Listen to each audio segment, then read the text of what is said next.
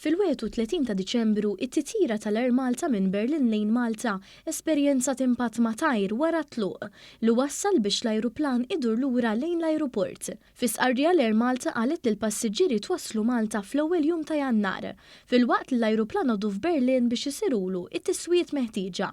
Dan l-inċident flimkien ma' nuqqas ta' inġenji tal-ajru ikkawżat fixkil fl-operazzjoni ta' titjiriet li l-linja nazzjonali tal-ajru kellha skedata għall-ewwel ta' Jannar.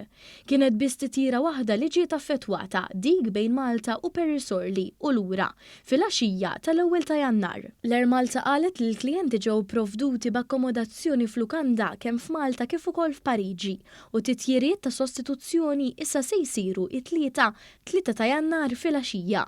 L-Air Malta talbet skuża l kull inkonvenjent ikkawżat minn dan it-tfixkil f'dan iż-żmien impenjattiv ħafna tas-sena u fakret li s-sigurtà għalija dejjem tibqa' priorità.